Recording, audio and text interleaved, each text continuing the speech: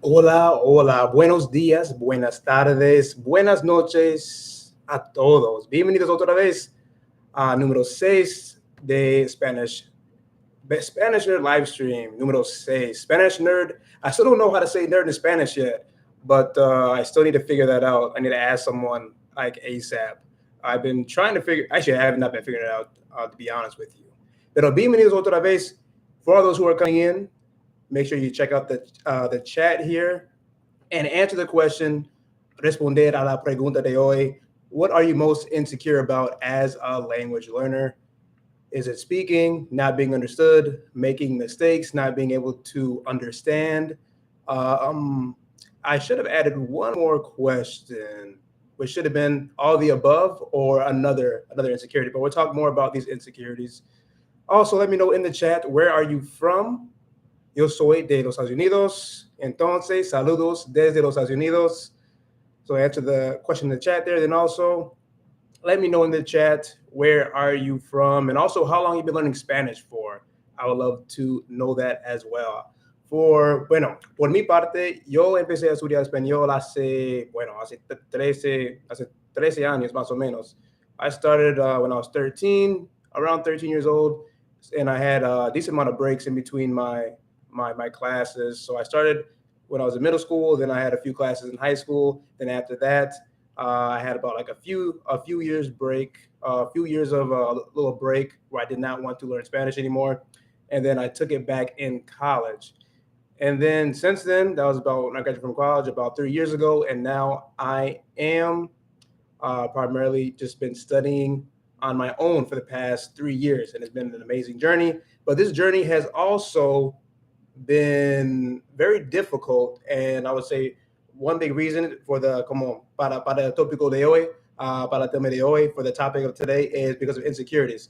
That's one big reason why this journey of learning Spanish on my own and just learning languages in general has been very difficult for me. And I know it's also very difficult for many other language learners as well, which is why I think it's that important to have a live stream just about this particular topic. So far, let's see what we got. One vote. So, what are you most insecure about as a language learner? We have one. We have 100% for making mistakes. We have one vote so far. Making mistakes. I feel the same exact way. And I still feel it. I still struggle with it, which is why I want to talk about it. Let me know in the chat as well where you're coming from. De dónde eres and how long you've been studying Spanish for. ¿Cuánto tiempo llevas estudiando español? Déjame saber en el chat. Let me know in the chat. So one big reason why I want to talk about this really big topic is porque our insecurities, of course, if you maybe you haven't noticed, have a big impact on the way that we learn languages. And personally, throughout my learning, my language learning experience, learning Spanish, they have impacted, like the insecurities have impacted my language learning journey in a very negative way.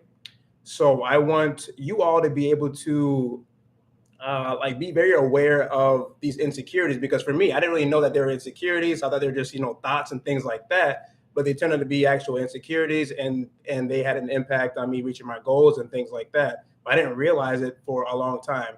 So that's a big reason why I want to talk about this, to let you know that you are not alone. There's many other language learners who are going through who have these different types of thoughts and different types of feelings, and then also how we can actually overcome all these insecurities as well, so we can continue to be very successful in our language learning journey.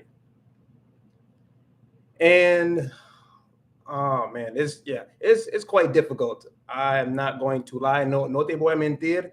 Es super difícil para combatir. It's very difficult to combat sometimes. But yeah, we'll talk about how we can combat it. And then another reason why I want to talk about this is because I can give you all the advice, on my channel and Twitter or Instagram or whatnot, and they can make sense to you. But what the insecurities do, they basically like throw a wrench into everything that you're doing. So they throw like all your goals out the window because your insecurities don't really care about, like your feelings, like what you actually want to do. So that's why I want to talk about it as well, so you understand how to navigate through all these insecurities that you may be having. And then, so to really identify what these insecurities are, to identify them, they're really like it's como algo muy internal. It's like really something that's very internal. So it could be like a thought, or it could be like a feeling. So kind of what I have right here is like you might say, or you may think, I can't because of whatever reason. I just can't roll my R's in Spanish. I can't become fluent in Spanish.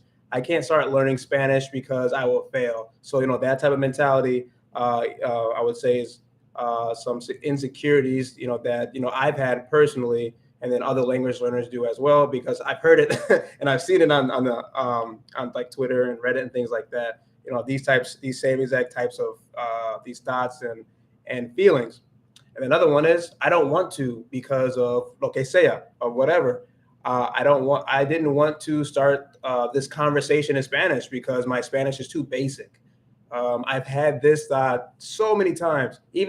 I'll even say, last night, I've had that same thought. So it's pretty wild. Let me know in the chat if you have had this type of thought before. I don't want to start a conversation in Spanish because my Spanish is just too basic. I don't know enough. Let me know in the chat if you have ever had that feeling, you've ever had that thought before, and it actually prevented you from, having that conversation with that Spanish speaker. Déjame saber.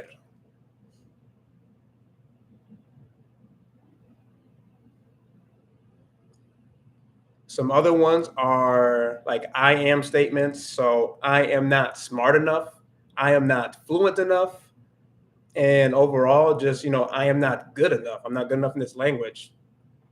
Or another one can be, I don't sound exactly like them. So in this case, I'm referring to like a native Spanish speaker, or whatever, or what other native that you are speaking to, depending on what language that you are trying to learn. So I don't sound exactly like them.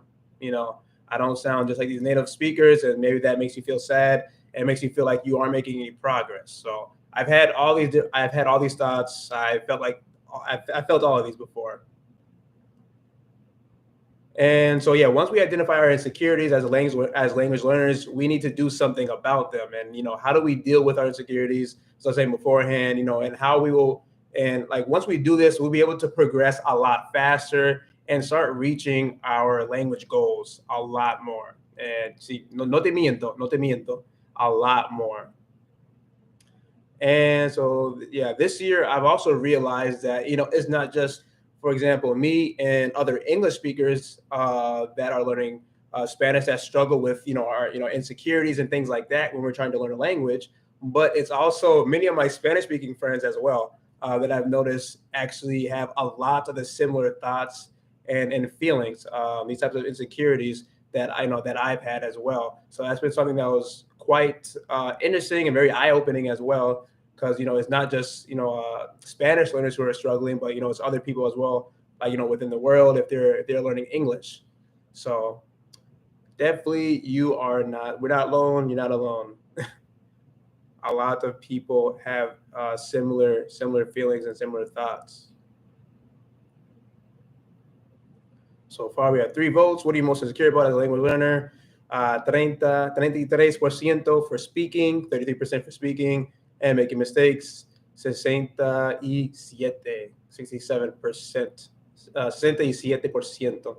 67% for making mistakes. I wonder which one of these will be the highest at the end of this live stream. Should be interesting to know. So what are some different or some more insecurities that that exist that us language learners can that we can feel?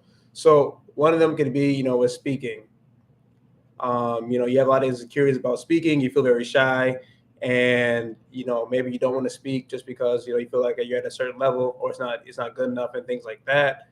And I would say like this live stream as well is not just for like introverts. Like I'm an introvert, surprisingly enough. I'm very so much of an introvert, but these insecurities actually, I used to think they were only for introverts and things like that. Because like, oh, if you're an extrovert, you should be able to, have conversations with quien sea y como comunicar con todo el mundo y va a ser bien con todo el mundo, and just talk with whoever and everything like that. But whether you're an extrovert or an introvert, like you can definitely benefit from what I'm talking about right now, because all of us at some point have felt some of these things. Another one can be not being able to understand. Not being able to understood. You don't. So for me, that's probably, I don't know. I have to figure out which insecurity, or what am I most insecure about. This is one that has really impacted me a lot. Not being able to understand a Spanish speaker, and I would say a lot of other language learners have this as well. Let me know in the chat if you have felt this before. You feel very frustrated because you're not able to understand. And one piece of advice that I love to give is to be very patient. I would say trying to understand like a Spanish speaker is probably one of the most difficult language skills that you can actually increase in comparison to writing, speaking, and reading. Honestly, I think listening is probably the most difficult, because you're not just trying to understand like what the definition of a word is. Oh, you understand, manzana is apple and gato is cat, but you have to understand all that in a sentence while that Spanish speaker is talking at their normal pace. And then you have to be able to understand more past like those individual words, and try to figure out what are they saying in this sentence, in this context. Are they saying a joke? Are they being sarcastic? And things like that. So I would say it's a big insecurity that many have, because I would say that of how long it takes to actually develop the skill of listening comprehension and being able to understand Spanish speakers, because it's just so complex. And then the next one is not being understood. So for me, I felt many times like I feel like I slur my words together when I'm speaking Spanish. It makes me feel really embarrassed, because it's like I know what I want to say, right? I'm having a conversation with a Spanish speaker. Like even last night, I have a conversation with a Spanish speaker, but then I feel like when the words come out, they come out all jumbled, and that's because like I'm like very nervous and I don't want to mess up, and then I actually mess up even more. So that's a big one as well for me. Another one is not being able to express yourself. So that can be very frustrating, because you want to have a conversation with a Spanish speaker, or with someone else. You want to be able to connect with the other person, but you just can't, because you don't feel like you're able to express yourself. So that's another insecurity that you could have. Another one is not being smart enough. You don't feel like you're mentally capable of learning Spanish or learning a language. I have definitely have felt this many times as well. And a lot of these insecurities that I'm already talking about right now, as you can see, they're quite, I would say they're quite absurd. Like most of them, they really aren't true. And that's why I talk about them, just because like you think that they're true, especially if you repeat it over and over again. You think that oh, I'm not smart enough, or I can't express myself. I can't connect with the Spanish speaker. I'm not being understood. That frustrates me. Like, why? How come they can't understand me? And I'm not being able to be understood. I can't understand. Why I can't understand? I've been studying so long. Blah blah blah. Ya tú sabes. Es como te da mucha vergüenza. Te hace como muy frustrado. Another one could be about even your identity, insecurities about your identity. This one is big. This one I never really thought about really until this year, but people have insecurities, like even I have as well, because I'm not Latino. As far as I know, I'm not Latino. It's possible that I am, but I'm not Latino, but I love Spanish. I love Spanish culture. I love Latino culture. Everything is in Spanish in my home, my phone, my computer. I listen to Spanish music every single day, all day long. I'm dancing now to Latin music, and I'm learning Latin dance. So insecure about your identity as well. It's like, well, I'm not Latino, but like I don't know, like how do I how you connect? I suppose like like with a Latino in that way, because maybe you don't want to, I don't know, feel like you're offending someone, or whatever the case may be. or maybe you feel like, you know, you're not being yourself. Because when you start learning like Spanish, for example, like for me, when I start learning Spanish, everything changes. My whole personality changes in comparison to when I'm speaking English versus Spanish. Everything is different. So that's what I mean by kind of having insecurities about, like, you know, who you are, because everything changes when you start learning a new language. You start adopting. You start adopting more. I mean, you can start adopting the culture of the language that you're learning, and then of course, you know, the language as well. So those are some really big things, you know, that really kind of change your, not like change like who you are as a person, but, you know, can just kind of change your personality a little bit, and kind of who you identify with. If that makes sense. Let me know in the chat if you have ever felt that before. Like if you ever had like insecurities about your identity. You know, this could be this, you know, as well, you know, for Latinos, you know, Latinos that, you know, maybe they didn't grow up speaking Spanish, right? And they don't really feel like they're part of the Latino community because, you know, they don't speak Spanish, or maybe they, you know, they didn't grow up in a household where, there is playing, you know, Spanish music and things like that. So, those can be, you know, reasons why someone, you know, can feel insecure about their identity, when it comes to language learning, and just and kind of like their life as well. And then another insecurity could be being made fun of. You don't want to be made fun of, and that makes you feel very insecure as well. But nobody wants that, right? Like no one likes being made fun of, especially if you're trying really hard to learn a language. The last thing that you want is, you know, for someone to say, "Oh, like you suck" or whatever, or, you know, that was wrong. You know, trying to accept mistakes and things like that. Another insecurity is, you know, you have an insecurity of, you know, sounding stupid.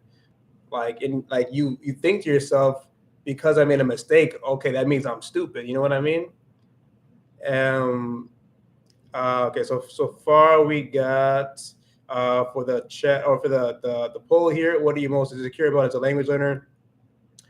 We have 25% for speaking, 25% for speaking, 25% for not being understood, 25%, and then 50% for making mistakes. So that one is the most right now. So we got 2 and 2. Also, déjame saber en el chat de dónde eres. De dónde eres. Where are you from? I'll write that in here. Where are you from? Yo soy de los Estados Unidos. I'm from the US. Y también esto es donde. Oh, déjame ver. Okay.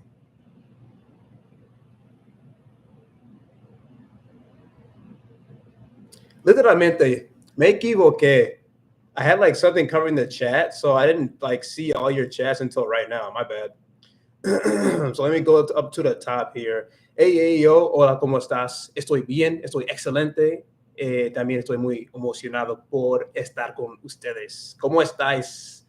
AJ Tutors, saludos desde Chicago. Chicago.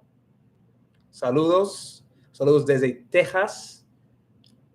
Yo me he sentido en comunicación es diferente de idioma, entonces intento de comunicar, pero sé ir a hacer errores, y es la verdad. I think that's very important to know. That's going to make you feel like less insecure, is, you know, knowing that you're going to make mistakes. But if you don't know that, for example, that you're going to make, you know, you're going to be making mistakes like all the time, then that can be a huge insecurity, and that's something that could stop you from having a lot of opportunities and conversations with Spanish speakers. Yo también dijo, tengo miedo por olvidando mis palabras, has a fear of forgetting words.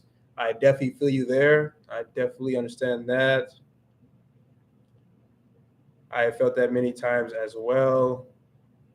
AJ Tutor, I like that you brought up identity, but it's good that language expands identity and we become well-rounded people. Exactamente, estoy de acuerdo contigo. I agree with that.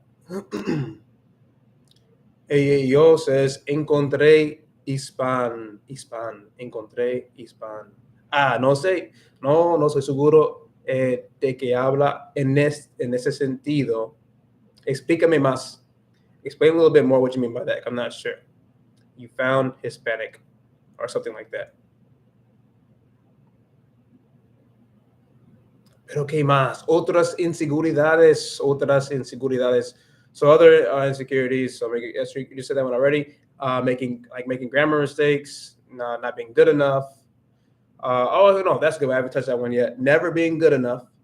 So for example, you're always waiting and you're asking yourself, how come I'm not able to understand 50% of what a Spanish speaker is saying, and you keep asking yourself that over and over again, and that could last for like a year or something like that, because that's what's happened to me. Well, for me, it wasn't just about like understanding, but it was more about like being fluent. I kept asking myself, how come I'm not fluent yet, over and over again. So for me, it was because I wasn't good enough. So I made that connection together, and I was like, well, since I'm not fluent yet, that means I'm not I'm not good enough. And then all that prevented me from having a lot of good opportunities and conversations with Spanish speakers as well, because of having this type of mentality, right? Hey, Malevolent Elephant, ¿qué tal estás? ¿Cómo tú estás? Bienvenidos. Welcome, welcome a la fiesta de hoy. Feeling disappointed with yourself. I mean, that encompasses a lot of different things. That insecurity, I always feel that a lot. Feeling disappointed with yourself. For example, con ese libro acá, I didn't read not one single page this past week. So for that reason, I felt a little bit insecure, because if I try to promote learning Spanish and things like that, then I feel like I should be like almost like perfect, in everything that I do. I have the perfect study schedule. I'm always on it, but like the reality is, I'm not. Definitely not perfect with like I don't have like a perfect language study plan. Sometimes I'm not able to study everything that I want to do. And that feeling, the insecurity of really disappointing myself. I've had that many times. That is one example. I didn't read my book. I've been trying to read this book for a while, not very well. I started back in March, and right now, ¿qué es la fecha de hoy? El 2 de octubre. So it's October 2nd, and I'm still not finished with this book yet. It's not that hard. It's not like it's really difficult to read, but I just been kind of messing up my schedule and not making a priority, and blah blah blah blah blah. But anyway, so disappointing yourself, having insecurity of disappointing yourself. I feel disappointed because I haven't finished this book yet, and I would like to talk about it more. I want to be able to have like a video or something like that about this book and things like that, but I haven't finished it yet. So I feel disappointed, but I shouldn't feel disappointed, because there's some weeks that I won't be able to finish things. And like the same thing with y'all, sometimes you might not be able to finish whatever a Spanish movie, or maybe you're trying to study some lyrics and maybe you can memorize all the lyrics in 1 week, or like this past week, but that's fine. Okay, AEO says, encontré unas hispanohablantes ayer. Repentinamente yo olvidé 8 meses de español. Entiendo, te entiendo. Sí, la verdad, se pasa, pero no te estreses por eso, no te estresa. So AEO says, I found some Spanish speakers yesterday, and they forgot 8 months of Spanish. That's how fast it happens. I like how fast it happens. It's like a split second. It's like, oh, I don't know how to speak Spanish anymore. Dr. Boone, I might pronounce your names incorrectly just because, you know how it is with names.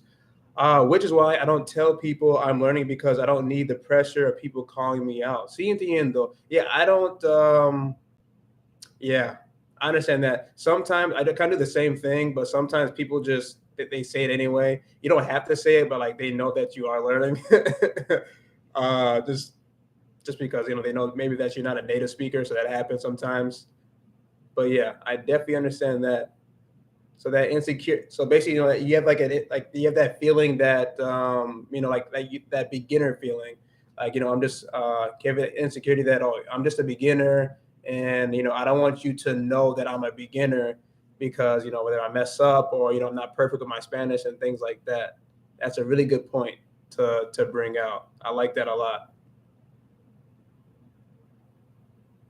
Another one that I have here, if you just put on yourself, never reach perfection. Talk about that already. Comparing yourself. This one is really big for me as well. And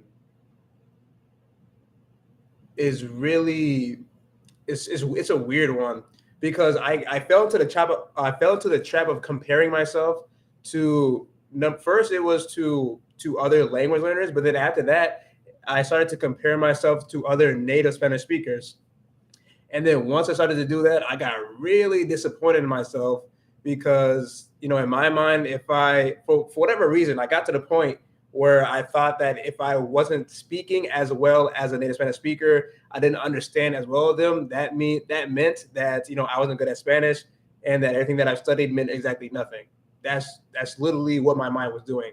So that is, why I'm talking about insecurities. I had the insecurity of, since I can't speak as fast as my Dominican friends, then I suck at Spanish, and I just really felt like over the past year, since I visited it for the first time, that not only that I suck at Spanish, but like I can't reach their level as well. So all this comparison that I was doing, like really just kind of, I would say, kind of kept me down and made me feel almost like out of place as well. Because since I wasn't speaking like at their pace, I wasn't able to understand everything that they were saying.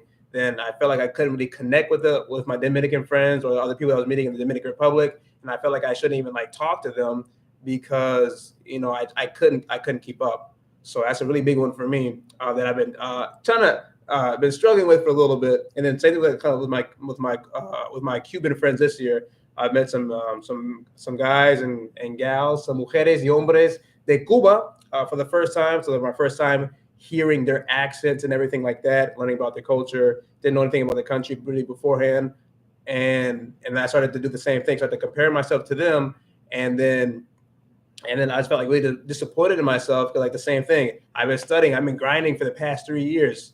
I've been studying for the past 3 years on my own with Spanish, traveling to some, Latino countries and like constantly talking with Spanish speakers. But then even with all that, that I've studied, I had the mentality that, well, I really do suck if I still can't, speak with, a native Spanish speaker from Cuba. But the thing is, that's like an absurd thought. That's not the case. The thing is, I didn't realize what I had to realize what I try to promote now is that, if you meet someone from a different country that, that you never studied before, or, you're meeting people from a country that you've, or how I put this, you're meeting someone, let's say from Cuba, but you have never met anybody from Cuba in your life. You can't put the pressure on yourself that that you can just start speaking with them like like you're doing with other people already. Let's say I've been talking with one of my Spanish speaking friends for 4 years. I can understand him perfectly, and we have zero barriers when it comes to communication. But when I'm starting to talk with my my Cuban friend from Cuba, I don't understand anything that he says at all, even though I speak Spanish just fine. I can usually understand Spanish speakers, but in this case, it's, I'm not used to the accent. I can't put that pressure on myself. I can't think to myself, oh, I'm stupid. I can't learn Spanish. Having all these types of thoughts just because I'm not accustomed to the accent. That's what it is. So insecurities can be absurd like that. They can make you feel like almost like worthless sometimes, but that's not the reality. The reality is, yeah, even though you're still learning, basically, you're still learning Spanish. You're not going to understand every single accent if you have never heard it before, and definitely not if you haven't been communicating with those people before. Let's see. Hey, yo, necesitas otras para ayudarte mejor. You need others to help you better. Says hey, yo. Another one, I just talked about this, an insecurity about not studying enough. So I definitely have felt that a lot. I feel like, oh, I'm not studying enough. I need to be studying like 2-3 hours a day so I can be able to be fluent, so I can maintain my Spanish, or so I can learn French and Spanish at the same time. I have to do all these things, so that's another insecurity as well. I feel like I don't feel like I'm being efficient enough. I feel like I should be doing a lot more. But that's the same thing. That's the same type of case. Como en este caso, como no puedes hacer todo en el día. Solo tenemos como 24 horas. We only have 24 hours in a day. You can't put so much pressure on yourself to study 2 hours. Like, unless you do have, 2 hours to study every single day, that's fine. But if you don't, if you have like a limited amount of time, you can't, don't put so much pressure on yourself to like, try to learn, say like Spanish in like 3-4 months. You know what I mean? ¿Me entiende? Como, sí, eso es demasiada presión y tiene que tener como, tiene que pasar un buen tiempo con tus estudios. It shouldn't be like a stressful thing to, to study and things like that either. And then AEO says it's already, forgetting what you have studied for a long time, or forgetting what you have studied even though you've been studying for a long time. That happens as well. That's also very normal. And that's something that I had to, to come to the realization of, is that you can lose your ability to comprehend. You can lose your ability to, to speak and things like that if you're not maintaining it. And that's something that I didn't realize like literally until like this year. So that's why I want to share like all these things with all y'all, so you understand these things, so you don't feel bad. Because I was starting to feel bad because like this year, since I haven't been in constant communication with my Dominican friends, I realized that they sounded different. Like they sounded like the first time that I met them, like strange, just like I never heard their accent before. And then the same thing with my own Dominican accent, like it's decreased a lot because I haven't been using it this year. I haven't been using it this year a lot. I haven't been talking with too many of my Dominican friends this year, so I haven't been consuming a lot of content from there besides music. But that's kind of a different story. So I felt really bad. I felt like kind of the same thing. How does someone travel to the Dominican Republic twice in the same year, but then he can't talk like a Dominican. He doesn't have a Dominican accent. He can't even understand them. So I was having all these different types of these thoughts, these insecure thoughts, and having different types of these insecure feelings and stuff like that at the beginning of this year. No, sorry, like all of this year. But the reality was I wasn't consuming a lot of content from the Dominican Republic, and that was it. I wasn't using my Dominican accent. So like whatever you don't use, you lose it. Entonces, ya tú sabes. That is what happens. Well, let me know. Let me know also in the chat if you have ever felt like you have decreased like your listening comprehension skills or your speaking skills or your writing skills or things like that. Your reading comprehension, because that can happen. I never knew that could happen, but even if you are studying, like sometimes you feel like, some days you're not like at the same level. That kind of happens. It's really weird, but language learning is like that sometimes. AG Tutor dijo, yeah, but there are foreigners who live in the U.S. and don't have an American accent, so don't worry. Yeah, I know. But that's the thing with having insecurities. If you have insecurities, you're not thinking about these things. You're only thinking about those insecurities. So like if someone would tell me that, I'll be like, no, it's just that means I suck. So it's going through that process of recognizing that these are insecurities, insecure thoughts, and that they're not real. And then like in this case with AJ Tutor is saying, realize that there are foreigners who live in the U.S. and they don't have an American accent. So I shouldn't be stressing myself out over it. So yeah, I think like one reason as well, maybe I kind of stressed over it a little bit too much, was because my goal was to have to speak more like a Dominican and things like that.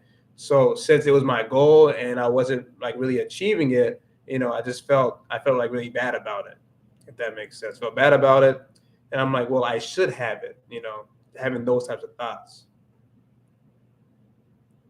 But yeah, there's plenty who live in the U.S. who don't have an American accent. And even the same thing, or actually no, recently I've been thinking a lot, I want to know how I actually sound to Spanish speakers. Like I want to know like what my accent sounds like to them. Like do I sound Latino, but with like a very neutral accent, or does like my American accent still come out a lot? Because honestly, I don't really have no idea unless like someone tells me. But sometimes when I'm having conversations with Spanish speakers, they tell me that They do tell me that, or they ask me if I'm Latino. So I don't know. I guess it depends. It depends who I'm talking to sometimes. But I like being mistaken for Latino. I like that. Makes me feel a little better. And the pressure people calling me out.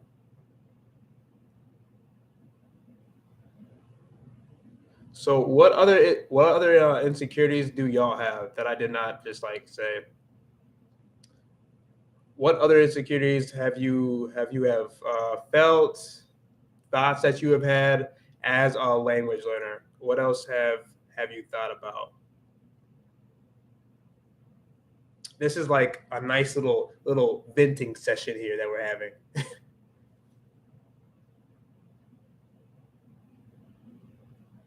Dr. Boo, you don't sound American / gringo when speaking Spanish. Muchas gracias. Muchas gracias.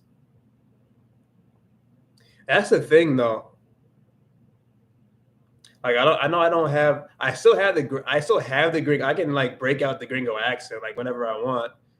But like right now, I've been working on my neutral accent in Spanish, right? So I want to know like what that neutral Spanish accent sounds like to a native Spanish speaker, because I don't know like what they would think about it. Also, let me know. I don't think I've really seen that much. Let me know how long you have been studying Spanish for. How long have you been studying Spanish for? I've been studying off and on for the past like 10 years or so. No, not say 10 years. Yeah, 2 years high school. 2 years high school. 2 years in high school. Like a year in middle school. College. It's like 6/7 years, kind of off and on. So let me know in the chat what other. Yeah, how long you been studying Spanish for, and then what else are you insecure about as a language learner? Hey, yo, ahora estoy más confundido con mi comprensión de escuchando. Creo que poder leer. So feeling más confident with listening comprehension, and think that can read, which is great. Está súper excelente. That's good. Always have confidence in yourself. Always have confidence in yourself. Never talk bad about yourself. I say that's one big thing. Dr. Boone, off and on since the pandemic. Okay, so you just recently started. So just about 2 years ago. Very nice. Also, let me know, how are you learning Spanish? Are you using a particular application? Are you using a course? Are you taking a course? Are you using like ITALKI? Are you using Duolingo? How are you learning Spanish? Let me know that as well. I am learning with all different types of ways. I love to explore with as many like strategies as possible, or many methods of learning Spanish. I love to explore because there's so many different ways to learn Spanish and learn languages in general. Also, going back to the poll here, what are you most insecure about as a language learner? We have 40%, 44%, 44%. We have speaking, 11%, 11%. We have not being understood, 22%, 22% making mistakes, 22% not being able to understand. AJ Tutor, I am not learning Spanish at this time. I'm learning French with immersion. Very nice. French with immersion. So, explícame un poco mejor. Explain a little bit more what you mean by immersion, because that can mean different things as well. So, what do you mean by learning French with immersion? Let me know. Déjame saber.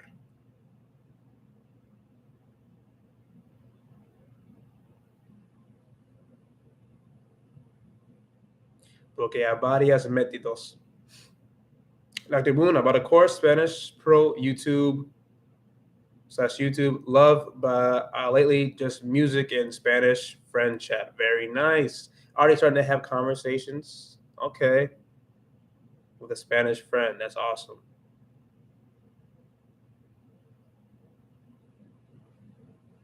Spanish course. I've never, well, I guess besides like Duolingo, I haven't really used like a Spanish course before. I would like to. Well, I guess, I mean, well, in school, it wasn't like that's like a course, it was more like a textbook and a syllabus.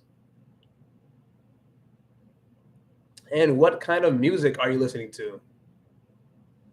My favorite ones, well, actually, I can't say I have a favorite one, guy. I just started listening a few years ago, like 2 years ago. So I can't say that I have a favorite genre of Latino music. There's too much, and Spanish music. I like la salsa. And if you want to watch me dance la salsa, I have put a few reels on Instagram. If you don't follow me, la salsa, la salsa. I like la bachata, like mariachi. I think that's with one R. I always forget, or if it's with two R's. I like mariachi. I like el merengue. And then I guess I like como reggaeton. El reggaeton. I always spell this wrong. Reggaeton. These are some of my favorite genres.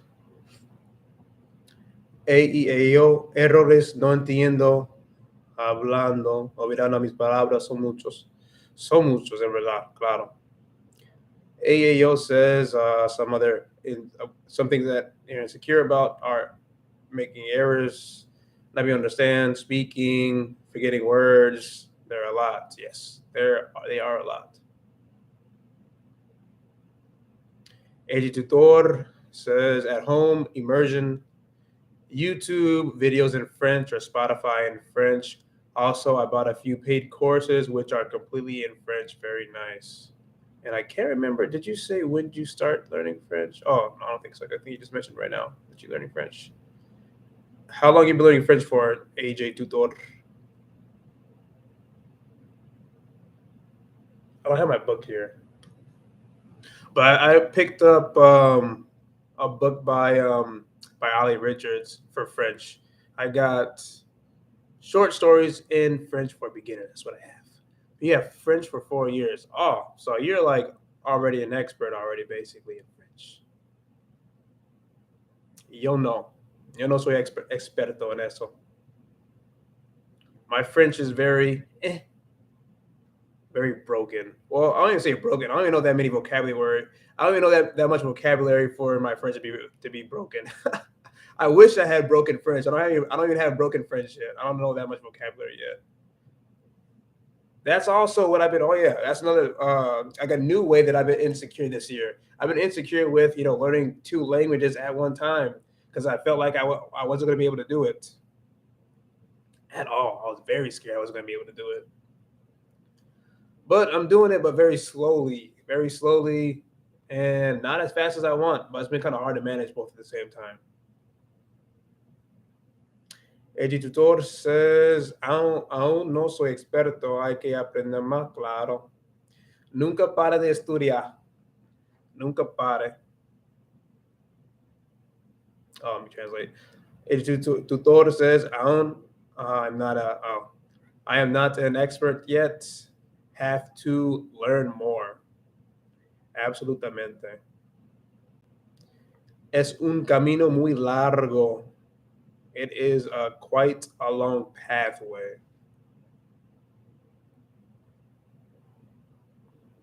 So I definitely wanted to talk more about my insecurities as well.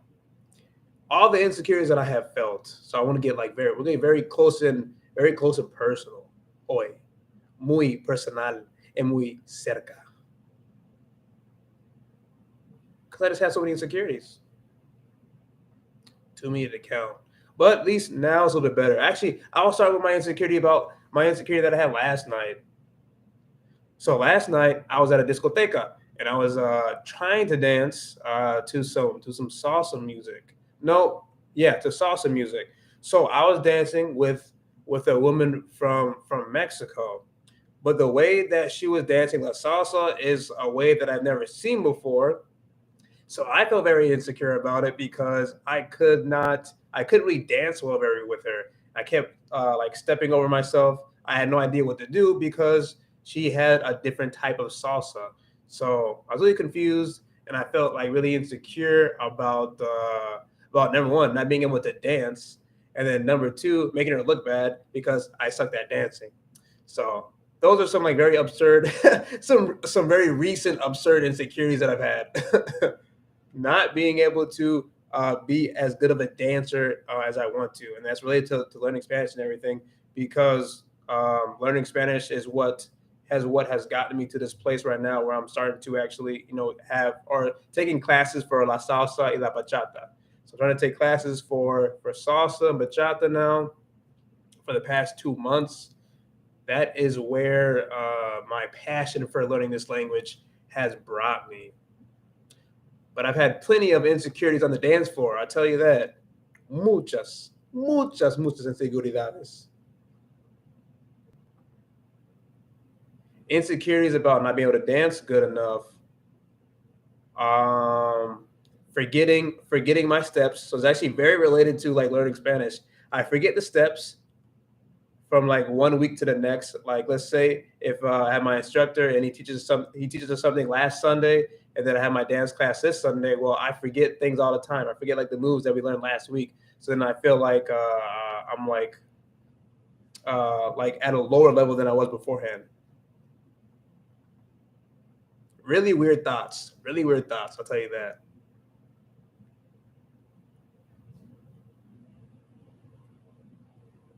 French 4 years. Yeah, French 4 years. So I got your chat there.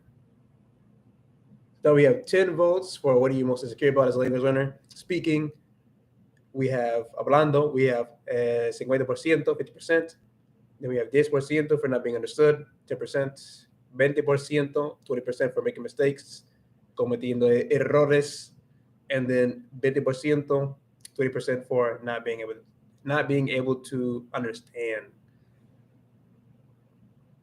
No eres capaz de aprender. Also, let me know in the chat, how are you overcoming your insecurities? Are you just are you accepting these different thoughts? Like, I don't know, do you have like a method of dealing with them, or, you kind of go about your day?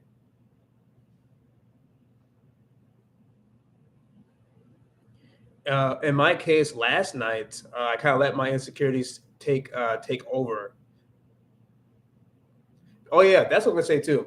So like when I'm dancing with someone, right?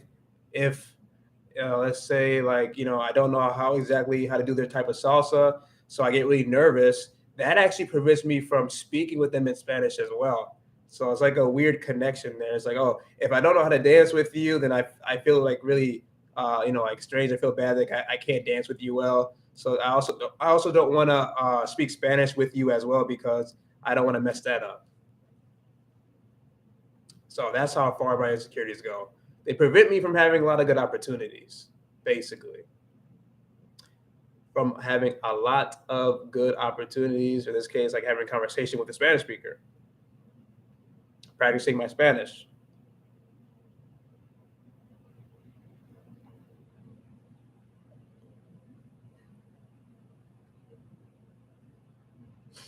Tutor, what if they don't speak English?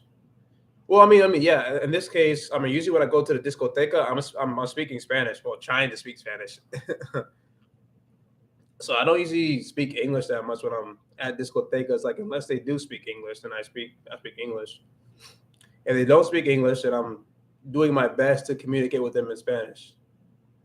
But then it's difficult sometimes, because number one, because there's loud music at the discoteca. There's loud music, so it's already like really difficult to understand what they're saying and communicate with them, and that makes me feel like bad. I'm like, well, I can't understand you. Well, that's because it's loud music playing.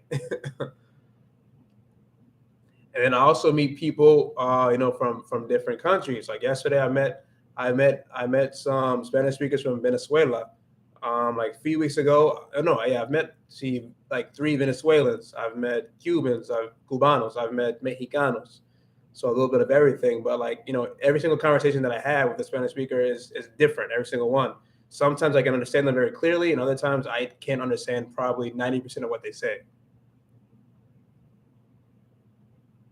So to your point, it's very difficult for me to to have a conversation with someone if I can't understand them. But that is the life of a language learner. You're not always going to know. You're not going to be able to understand everybody.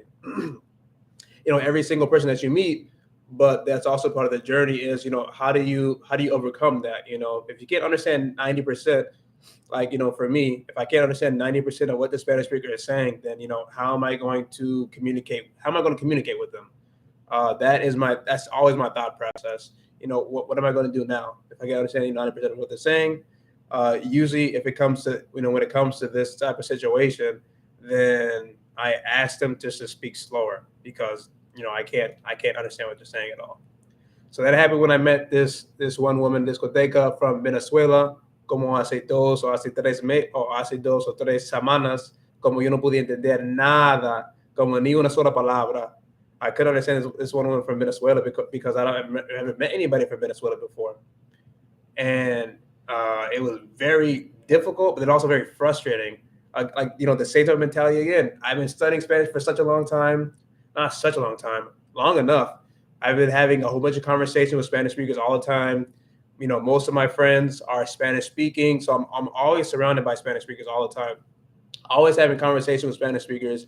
Yet I meet someone from Venezuela and I can't understand 90% of what they say. So I have, like in these types of moments, this is happening, this year. Even though my confidence is still really high, my confidence can get crushed sometimes in these types of situations, just because it's like, well, I should be able to understand you, but I can't. I've had over 100 I've had over 100 conversations with Spanish speakers, yet with you, for whatever reason, I can't communicate with you like really good. Insecurities. The life of a language learner. These things happen, but you can't let those those negative thoughts, those negative emotions, distract you. You can't let them let them bother you too much. You know what I'm saying? Because if you do, like in this case, if the only thing I'm thinking about is, oh, I can't understand you, I can't understand you, I can't understand you, I'm not going to say anything. That conversation's not going to go anywhere. I'm not going to solve my own problem. So instead of having all these negative thoughts and like feeling ashamed, feeling disappointed in myself, what I'm going to do is think a little bit more clearly. Okay, how can I communicate with this, with Spanish speaking better? How can I communicate with it better? Okay, she's from, a country, that I don't really know anybody from there. Okay, so I'm gonna maybe just ask her, like the most like simple questions as possible. Because in these types of like conversations, I can't talk with them, as I was saying beforehand, as I do with my other Spanish speaking friends. Like we can talk, for an hour or 2 hours, with my other friends. I can understand them completely. But with this particular Spanish speaker, I can't even like have like one sentence without asking, like a question, like what did you say? I didn't understand. Or, saying to them, I didn't understand what you said. So like, like same thing in this case, do the best that you can, stay cool, and don't get stressed out and like kick all those negative like thoughts out of your head. Because even like a few weeks, I gave up on trying to continue the conversation with her because I was like, oh, I can't understand you, so there's no point of even trying. But instead of having that attitude, instead of having that kind of thought, what you're going to do is do your best to communicate with that person for as long as possible, right? If you're already conversational in Spanish, then you can at least, you can make that conversation as as long as possible. Like in my case, my conversation lasted for like a minute before I got frustrated, and I was like, you know what, I'm not even going to try to do this right now. Tutor, do you find when people find out you speak Spanish, they talk normal and don't dumb it down when speaking to you? I would say, yeah. I don't. Well, I guess I can't say 100% if someone is dumbing down, but I feel like I realize that like a lot of them they do speak normal. I mean, at least like what I perceive as normal. when they try to speak with me. So I don't really feel that they're doing that unless I ask them a lot of questions, like Katie Histe. That's when they'll probably maybe slow down a little bit, but not every time. I would say most of the time when I'm speaking with a Spanish speaker, whether it's been like in my city or it's been a different country, they have never slowed down. Actually, that's been my personal experience. They've actually never slowed down unless I actually ask them to slow down. But like, yeah, most of the time they're just they're talking with their normal. I was like the normal pacing. Maybe they're not using all all the slang and stuff like that. I'm not gonna understand. But I would say like the majority of the time when I'm speaking with with my friends and things like that, they don't usually dumb it down unless I ask them like, ¿Qué dijiste? Hermano, por favor, no te entiendo. Habla más, habla más despacio, por favor. No te entiendo. But no, that's a really good question, and I'll ask the same question to you. Do you feel like when you're speaking Spanish or when you're speaking French that that those speakers are dumbing it down for you? And I'm happy that you brought this up because what you shouldn't do, again, like when it comes to the insecurity thing, is you shouldn't feel bad if someone does do that. So if a Spanish speaker starts, they notice that that you're a Latino and that you're not a native Spanish speaker. What you should not do is feel bad about that, and think that you're dumb or anything like that. If they start to speak slower and try to speak more clear and things like that, they're doing that to help you because they understand that you can't maybe that you can't understand a lot of things that you're saying. It's like the same thing that you would do, right? If probably if someone came up to you and they didn't speak English very well, probably not just going to be blabbering like you normally would with your friends, but you would try to keep it more simple. You know what I mean? Kind of to reduce that barrier. So that's definitely like something to think about as well. Never feel bad about that kind of thing. Like at the end of the day, you are not a native Spanish speaker. Maybe you are. I don't know if you are. Anybody here is a native Spanish speaker. Let me know in the chat if you are a native Spanish speaker. But if you aren't a native Spanish speaker, then just realize that a lot of people will may notice. And this goes back to kind of what Dr. Boone was saying. Like I don't want to be called out. If I want to be called out, as a Spanish learner. But the thing is, like for me as well, like I know, like depending on who I'm talking about, how I feel like in the moment, my confidence, maybe be kind of low. Like the way that I speak, if it's like sometimes when I speak, it's going to sound very gringo because I'm very nervous. So I know right away that they're going to know that that I'm not a native Spanish speaker, or yeah, even like yeah, last night, like I said, if I can't keep up with them, if I don't have like the same rhythm, if I don't have the same pacing as that native Spanish speaker, then they're gonna know. Oh, number one, I'm not from the country, and then number two, that I'm more than likely I'm not not a native speaker. But no, that's a very interesting question. AJ Tutor says, for Spanish, I don't think so. So I like to find out where they are from and use some of their slang so they know we can talk on the same level. AJ Tutor also says, no, I'm not a native, but I have years of experience. Qué bueno, qué excelente. Yo soy lo mismo, yo no soy latino. Bueno, quizás yo soy latino, pero yo tengo que como hacer una prueba para hacer la verdad. Pero de lo que sé, yo no soy latino y como nadie en mi familia habla español, solamente yo. Yo soy el único que habla español en mi familia. Y por eso me siento como muy orgulloso por eso.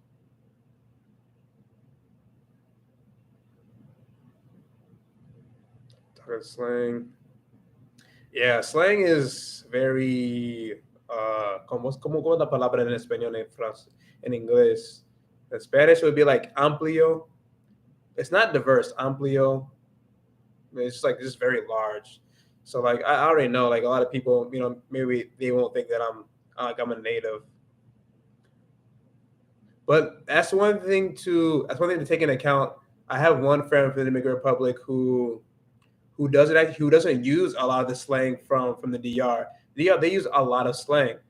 So maybe you actually could pass as being Dominican, for example, even if you didn't use all the slang because not everybody uses it, right? or maybe it's a lot of slang, that to say like, high schoolers, are saying and stuff like that.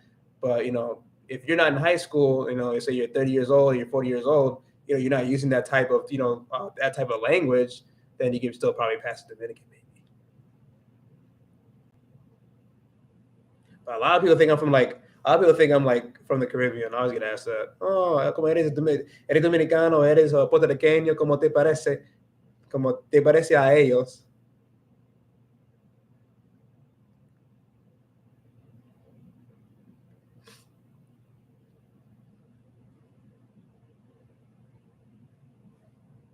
So we got Tilton.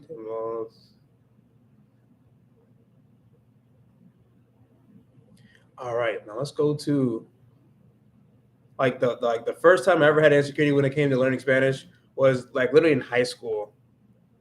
So like sophomore year of high school, I didn't quite get like the grammar in our class. I did not like learning Spanish grammar, and my teacher at the time, I thought she was terrible. I thought she was terrible, and I got really frustrated in this class. And then I swore to myself I was never going to learn Spanish again. And then right after that class, I quit, and that was sophomore year of high school. So I had a lot of insecurities about well, in this case, I thought I wasn't good enough. I thought I was stupid because I couldn't learn the grammar, but mostly, just like the teaching style and the educational system that we have here, right? It's not the best for every single learner. Like it was like subjunctive. I didn't learn subjunctive probably until like really well until after college. So it took me a while for me to understand subjunctive. I had to learn it on my own. I couldn't like really learn it in school, and not even with like not even with college course, not even with like a college level course. So I was very insecure because I had other classmates in my high school Spanish class that were excelling. They always did very good with their like with the grammar sections, like in the exams and things like that. But for me, I did terrible, and I'm pretty sure I got like a C or something like that in Spanish in my Spanish class, and I always did terrible on the grammar sections. So that's where all my insecurity started. It was back then, back in high school.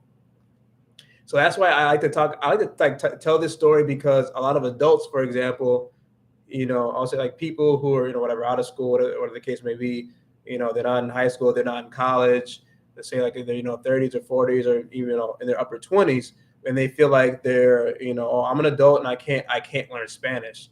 I'm too old to learn Spanish. This type of mentality. That's why I also made a video about should I wait until what was it? Should I wait until I retire to learn Spanish?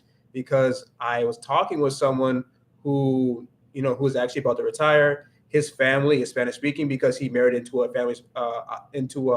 Spanish speaking family, and he was telling me, oh, I don't think I don't have like enough brain capacity right now. I'm gonna wait till I retire. And I was telling him like, well, don't do that. You shouldn't wait. You shouldn't like. I don't think that your capacity is gonna get better just by waiting until you retire, right? So I like to like tell this story to kind of to motivate others. Well, no, it's not just if you're like older in age, like when you're an adult that it's difficult to learn Spanish. I had a lot of difficulties even in high school in Spanish. I quit learning Spanish in high school because I thought I was stupid and I thought it was too difficult to learn. So it's not just people who are older who have these types of insecurities and stuff like that. But I had it when I was 16 years old. I had it a while ago. AJ Tutor says, uso la jerga, pero prefiero hablar un español más educado. Yo también. So, AJ Tutor prefers to use jargon, slang. So use it, but prefers to speak Spanish más educado. So, más educado es como una palabra muy complicada. Educado en español. So like educated in Spanish, it doesn't mean just like you're that you're necessarily like educated. Like in this case, we're using it as like formal. So español más educado, más educated, like it's like more formal. Not necessarily like just that you're educated. It's something that I learned a lot like from one of my Mexican friends because he uses that word a lot, but he doesn't mean it just to mean that like you're educated. It's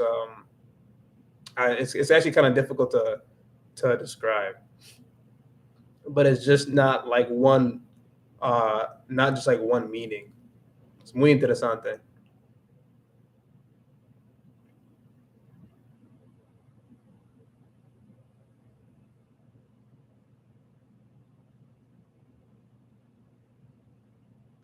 But have you ever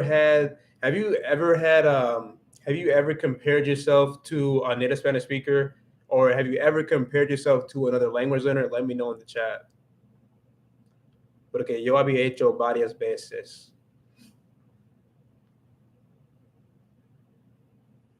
Varias veces.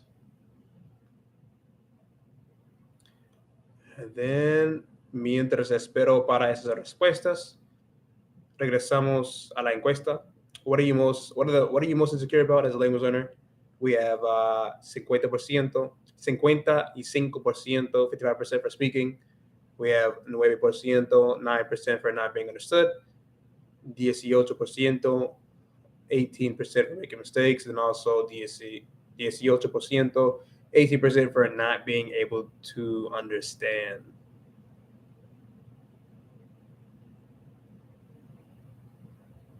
Tantas cositas.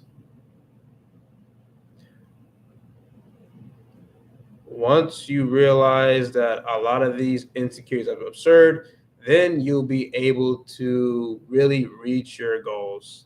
That is the biggest thing that I want you to like take out of like this whole conversation, this whole live stream.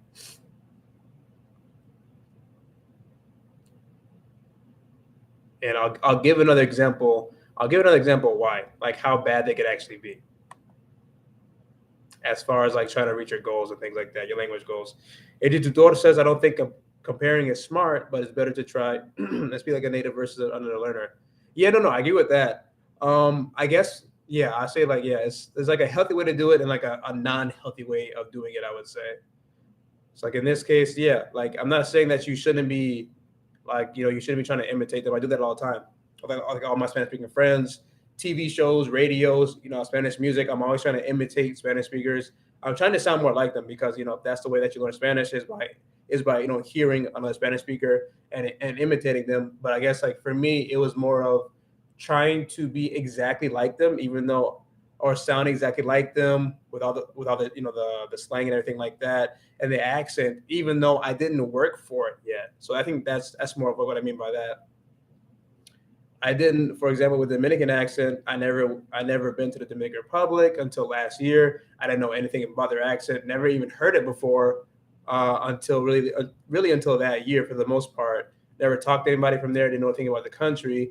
So in that case, I can't put pressure on myself to sound exactly like them, to understand all of the slang that they have in the Dominican Republic because como hay un montón, they have a lot of slang in the DR, like a crazy amount. Um, so I can't, in that way, I shouldn't be comparing myself because like it made me feel bad because I wasn't at their level. But of course, in this case, I'm not going to be at their level. I haven't studied anything about the country. I don't know anything about it. So that's kind of, I want to make sure like I make that comparison, that difference, la diferencia. Definitely do it. You have to compare yourself, but don't do it to like this level where like you're making yourself feel bad to like the point where it's an insecurity. So that's why boom, you're able to now recognize whether that's like insecurity or if like that's a good thing.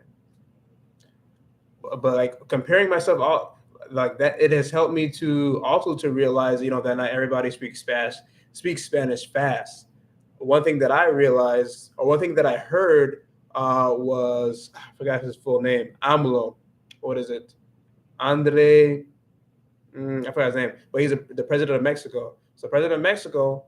Have you ever heard any of his like interviews and things like that? He speaks very, very slow, and I mean like incredibly slow when he speaks Spanish. So that is kind of what like kind of clicked in my head. I was like, well, I don't know why I'm trying to always speak like as fast as possible when it's not necessary. Like I don't have to speak very very fast Spanish. All I need to do is speak with my own velocity. Thank you very much.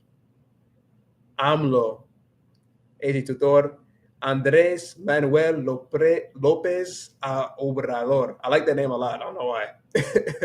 Andrés Manuel López Obrador. Yeah, so like when I heard him, if you ever, I don't know if you ever watched one of his interviews, let me know in the chat. But yeah, he speaks very slow. Actually, might be good to listen to practice if you can't understand like fast Spanish. So I heard him. I'm like, oh, I guess I don't have to speak Spanish so fast. So that kind of like that took the pressure off of me, and that helped me not have so many insecurities about about how I sound with speaking Spanish, and then like the velocity as well.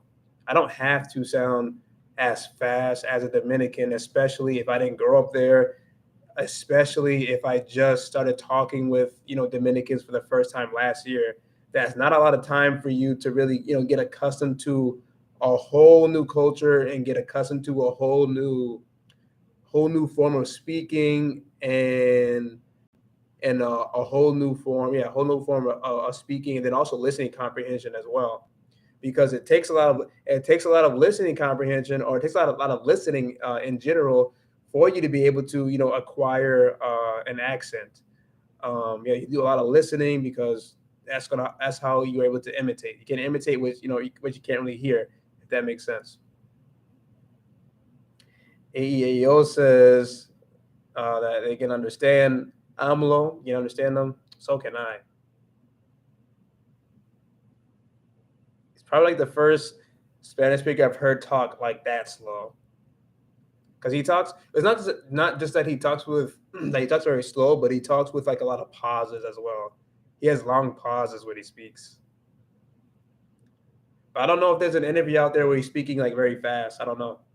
I've only heard interviews where he's speaking very slow.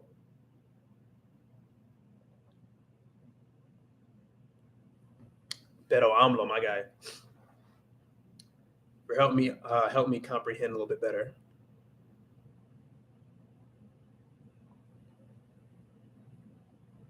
Also, make sure you guys check out the description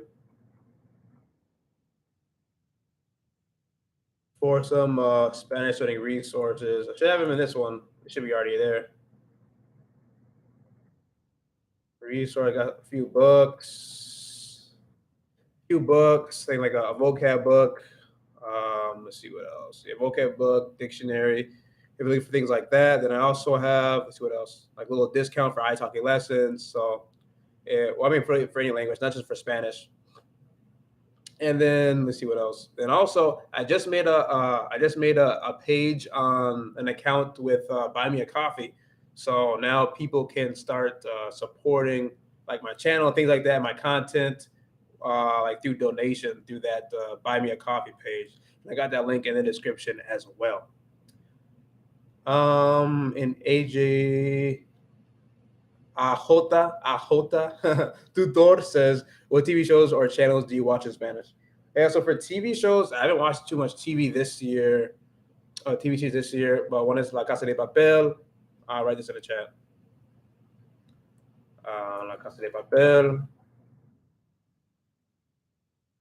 La Casa de Papel. Oops. El Señor de los Cielos. That one is very crazy. That was about like Mexican cartels, things like that. El Dragon is probably one of my favorite ones, I think, because I finished it completely. El Dragon, The Return of a Warrior. That, I think that may still be on Netflix. The Return of a Warrior. Oops. El Dragon, another one. El Dragon. What's what I'm watching this year? What's it called? Oh yeah, La Falsa Entendida. That one's a really good one too, because they have some very interesting accents in that one. La Falsa Entendida. Some interesting accents in Mexico that I haven't heard before. And I think they're also they have some actors from other countries as well. But they have some very interesting accents in that one. Like they talk with like more air. Like they almost sound like they're Venezuelan, but they're from Mexico. It's like so interesting. Or like Argentina, because I think he instead of saying like la chamba, which is like a like work or like a job in Mexican Spanish, like the main actor in this series, he says la chamba, la chamba, and I was like, wait, what is? I'm like, is this guy from Mexico? Well, wait, why is he saying it like that? Why does he sound like he's like from Argentina or something? So he said la chamba instead of la chamba. So that was a really good one. What else? Those are the main ones I've been watching. I already finished El Dragon. I haven't finished the other ones yet. This one is it may not be on Netflix, but this show is on YouTube. You can find it. It's Teresa. Is a very very. Oh, that's an okay. Ajota Tutor says that's a Northern Mexican accent. Sonora or Chihuahua. Yeah, super. It was super like weird for me. The first time I heard it, I was like, why does he sound like that?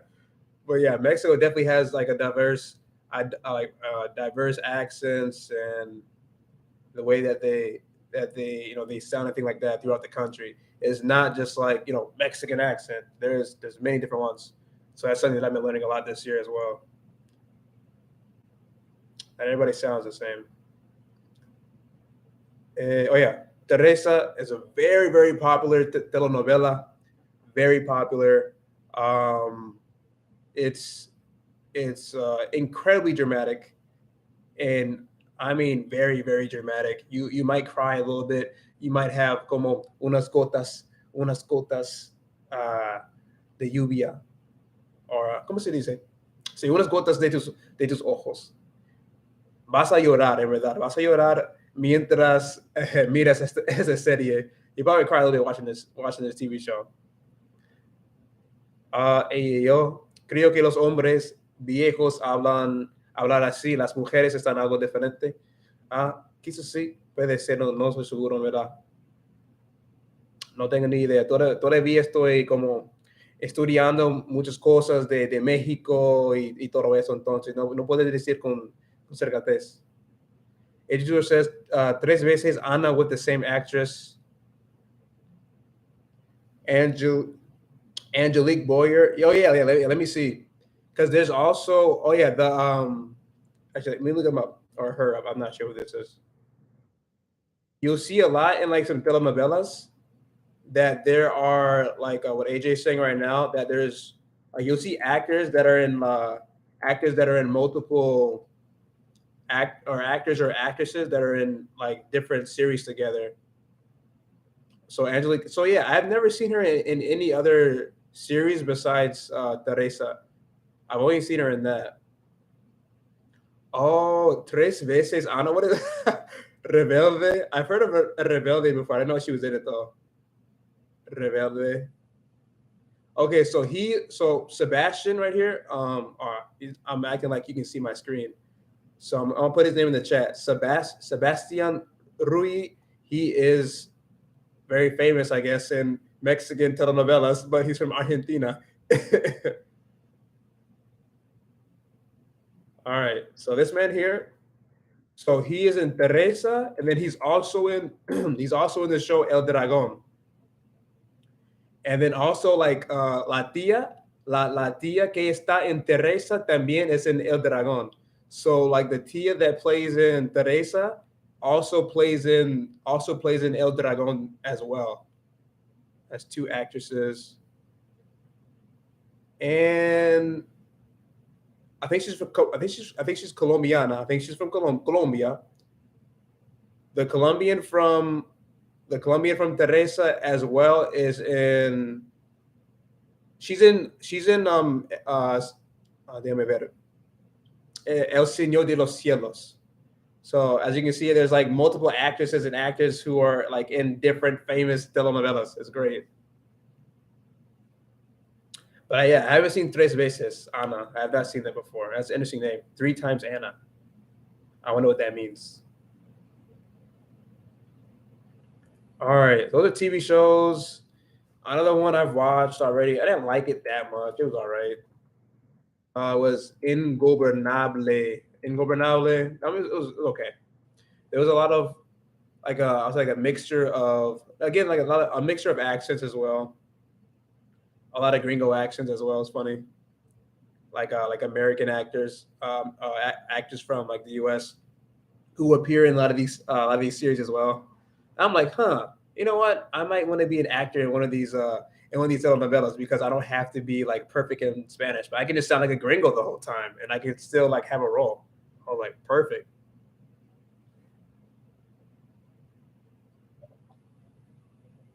All right, now as far as YouTube videos or YouTube channels, who I've been watching this year, I've been watching not just my channel, of course. I think hers is kind of new. Let me look it up. It's something like night Spanish, night something. This woman from España. Oh, Spanish After Hours. So yeah, started watching Spanish After Hours. Spanish. Oh, so you got that's TV shows. They were on to YouTube channels. YouTube channels is like a lot because I'm always searching things up.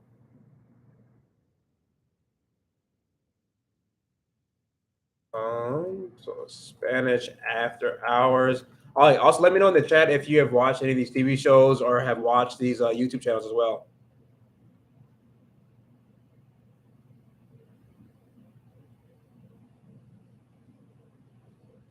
So I've watched Spanish After Hours. I'm trying to think of this other one. There's one that I watched a lot for to learn like Dominican Spanish. So like they have like 15-minute like movies that like movies. They're not actual movies, but people on YouTube they make like 30-minute to like 40-minute like sketches almost, but they're like about like real life situations. I'm trying to find that one for y'all because that one's really interesting. They talk about like some just like crazy life situations and like romantic situations and love triangles and a whole bunch of other stuff. But it's super crazy and it's all Dominican Spanish too. So it's like very colloquial, a lot of slang, like made for Latinos. But I still use it to learn Spanish. Let me think.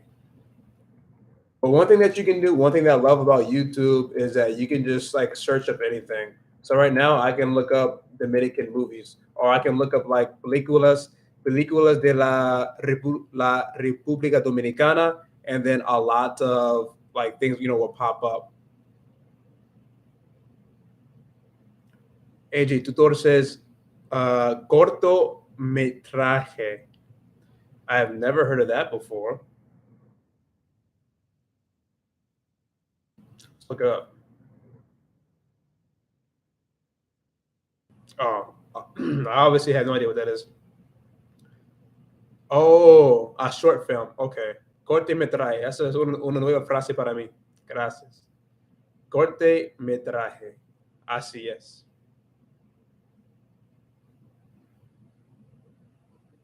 I'm trying to find the Dominican one.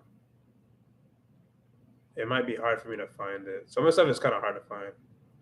If I don't write it down, I always forget.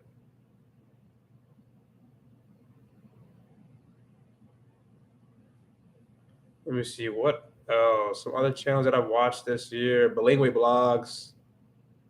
He's awesome. I like watching his videos. Watch his videos for like the past few years.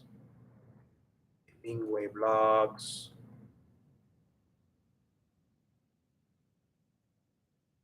Spanish con Juan for my learn it for like Spanish from Spain.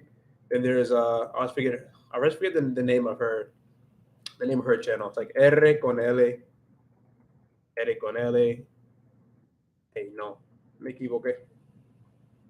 L con R. Oh, ahí está. Okay. R con L. So, ella es una profesora de España. And she's really funny. Really, really funny. Muy entretenida. There's Spanish with Vicente. Spanish with Vicente. He is a Spanish speaker from Spain. Here's another one. Spanish con Vicente. ¿Quién más?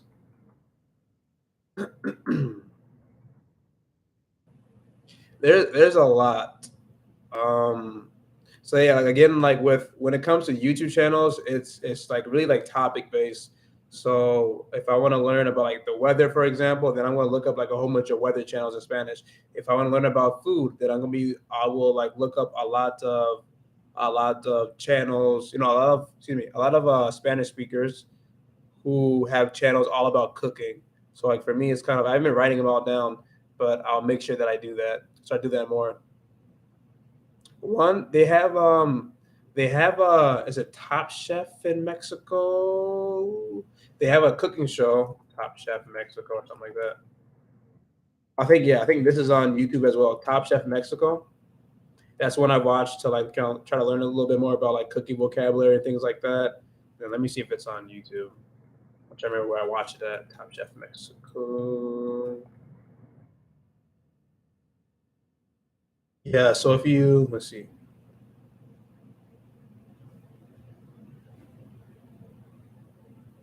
Oh wait, no, I think I got the thing wrong. Oh no, it's Master Chef. So yeah, Master Chef Latinos. Master Chef Latinos, you're gonna find a lot of content for like cooking and things like that. If you want to learn that type of vocabulary, they got from short videos to long videos. So this one's pretty very interesting as well. I like that one a lot. Like the same thing for me. It's like it's all topic based. Like if it's like the same thing if you were searching for like anything in English on YouTube or on Google. I do the same thing like in Spanish. So I was learning to rollerblade like 2 years ago. So what I decided to do was watch some videos in Spanish. So like there's one lady I was watching a lot. Her channel was dedicated to teaching you how to rollerblade in Spanish. Well, sorry, just in Spanish. It wasn't the channel wasn't made for English speakers, but it was made for Spanish speakers, Latinos. So there's many of them. But let me know in the chat what TV shows are you watching and what YouTube channels are you watching.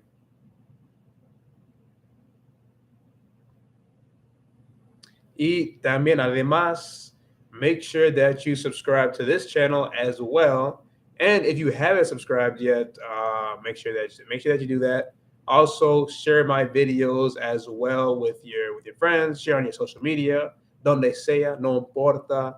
Además, like the videos, comment on them as well. I definitely appreciate that. I like to read your comments and see what you think about the videos, whether good or bad. I like to know, get as much information as possible so I can that will help me with my with my with my content creation, what videos I'm gonna be making next and things like that. So I definitely appreciate all of your comments and you liking the videos and watching them and things like that. So yeah, liking them, commenting that all helps. Like with YouTube and stuff like that to get my videos out there and things like that. Para alcanzar más gente. J. AJ Tutor says I have the Sling TV app to watch the Telefe. Oh, Telefe. Telefe. Telefe channel from Argentina or Aquavista from Ecuador. Okay, I'm gonna check those out because I have never heard of either one of those before. And also definitely like Spanish that I am not accustomed to.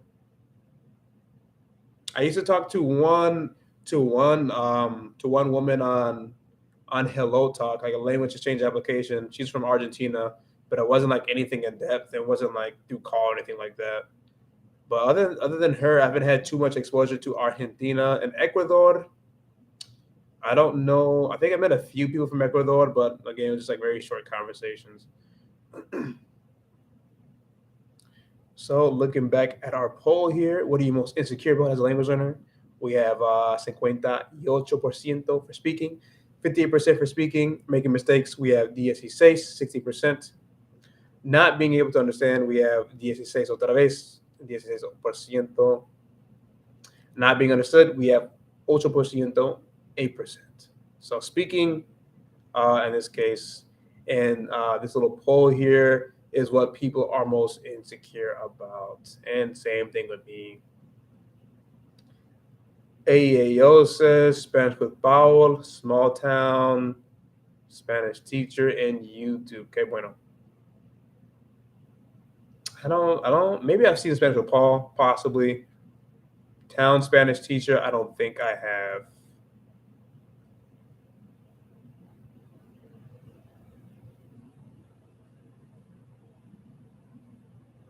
I'll definitely look up those as well.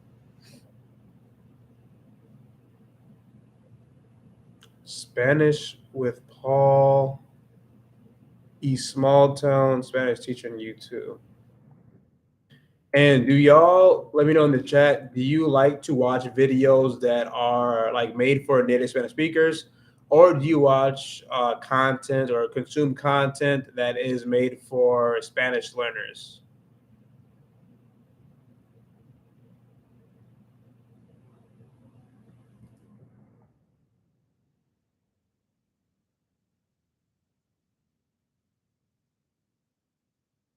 Pulls out.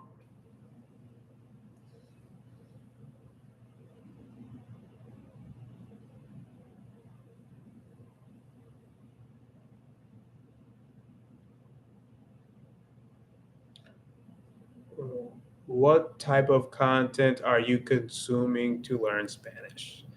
Native content? AJ Tutor says, Tutor, prefiero contenido nativo, prefers,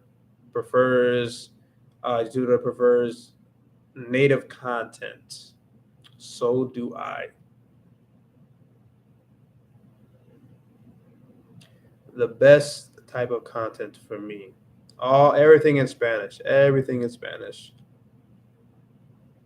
I think like the only time I really listen to, I'll watch like a YouTube channel that has that is in English is if it's like a YouTuber that I really really like and I like their teaching style. For example, like from time to time, I'll go look at Butterfly Spanish.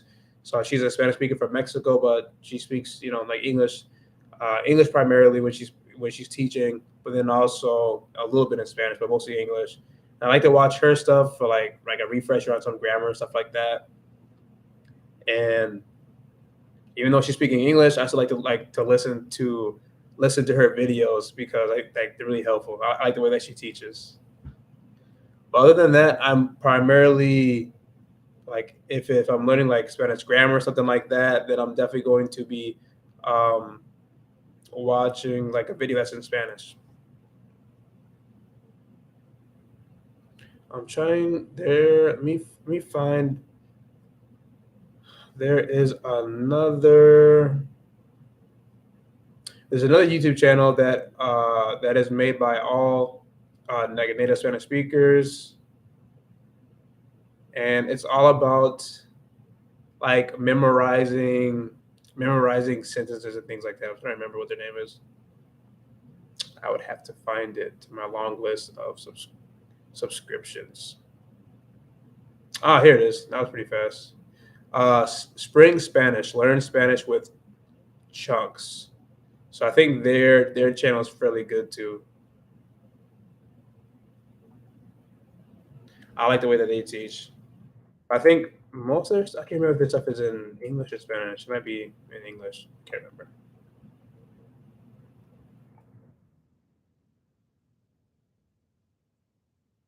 AEO says, ahora he contenido para aprender, después voy a leer. So right now, AEO is consuming content to learn, and then later going to read. And it's perfect. I definitely recommend reading.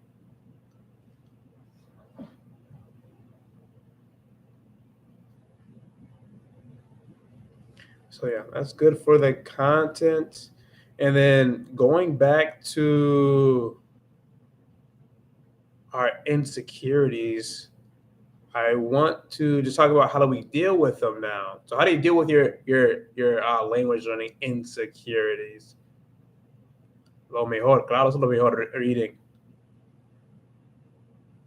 So one big thing to stop with to stop having, you're not necessarily stopping them, but I would say how to overcome them and how to not let your insecurities have control over you. Number one is just stop having so many, or to stop negative thinking like right when you get them. So if you start to think like, oh, for example, like this, say we're talking about like YouTube channels and movies. Oh, I can't understand what they're saying. I can't do it. Like having these types of thoughts, I can't, I won't, blah blah blah. Then you need to realize that you're thinking that way, and then just stop having like those negative thoughts. Stop thinking like really poorly of yourself. Stop saying that you suck. Stop saying that you can't learn Spanish. All these different thoughts I've had all the time. I can't speak as good as them. I won't be able to reach this. I won't be able to understand them. You have to stop those thoughts, and it's a habit, really.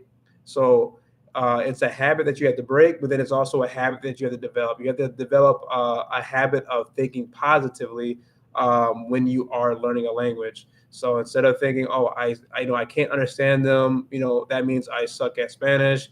All my studies are completely worthless because I can't understand. Instead of thinking that whole thing, going down that rabbit hole, what you're gonna do instead is, okay, I can't understand them, but let me try to figure out, how can I understand the Spanish speaker, right? You're gonna try to solve your own problems. That's a big part of language learning. What you're really trying to do is solve the. You're trying to.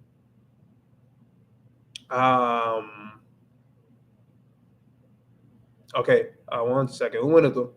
El tutor says, ya me voy. Fue un placer compartir y aprender ideas por aquí. Muchas gracias por venir. Thanks for coming, AG Tutor. Te veo luego. Hope to see you in another future live stream. And yeah, definitely hope you enjoyed the live stream and that you learned a lot. And thanks for your participation. Muchas gracias por tu participación. AEAO says, lo mejor de nada. Y que se vaya bien.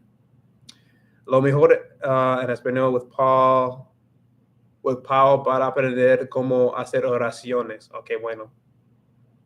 Excelente. ¿Y qué más? So yeah, thinking positively, you have to develop a habit of that. You have to break those habits of always thinking poorly about yourself. Because I was doing it for like 2 years when it came to like speaking fluently. Because I had the mentality that I had to speak fluently, to speak Spanish, but I had no idea like what that actually meant. So I kept talking like really poorly of myself for like over a year. Like, oh, you're still not fluent yet. You're still not fluent yet. Like what's the matter? What's the matter with you? I had those types of thoughts. I was, having those types of feelings, but they're very invalid, and mostly because I didn't define what fluid was for me or what fluent was for me. So I was like trying to reach a goal that wasn't obtainable because I never even defined it. So I just had a lot of negative thoughts in that way.